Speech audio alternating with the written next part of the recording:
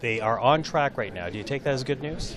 Yeah, well, I think it is good news. I think in part it's a bit luck of the draw. We were expecting a weaker economy in 2023, and in fact the first quarter came out quite strong, and I think that helped buttress the revenue side of the picture for the government. And it is good news in the sense that there had been some noise from the Parliamentary Budget Office saying that likely the deficit was going to be bigger for 23-24. So I think that's good news.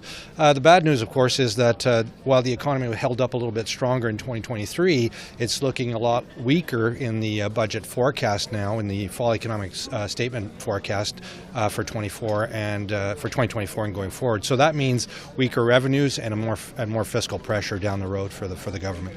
And too, that what's interesting is despite the calls for it, we don't see in this economic update any plan to get back to a balanced budget. Although the government makes the argument that when you look at debt to GDP ratio, that is still going down, and they also make the argument that that ratio for Canada is the best in the G7. What do you make of that argument? Well, yeah, it's great to be the best, but I think we're all in some trouble here after what happened with the pandemic and the amount of sovereign debt that just lifted up through the entire developed world, if you want. We've seen essentially a 10% rise in debt to GDP ratios across all OECD economies, and Canada included.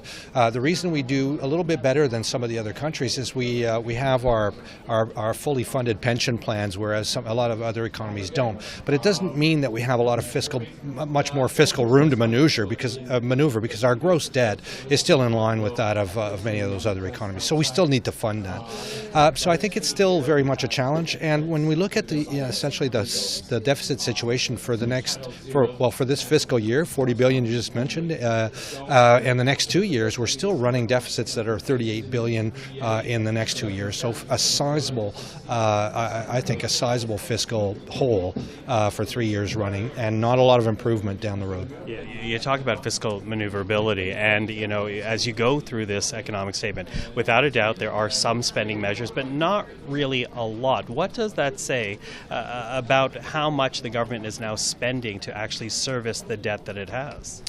Well, essentially we've seen debt servicing costs more than doubled since pre-pandemic, if you'd like. We were running debt servicing around 20 billion.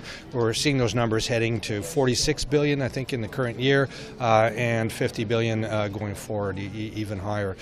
So yeah, I mean, those are still manageable. They're still small, as the government points out, as a share of GDP. Historically, they're still small numbers, but it doesn't take away from the fact that this is a rising pressure under a situation where we have all sorts of other pressures that the federal government has committed to, and including helping provinces fund health care.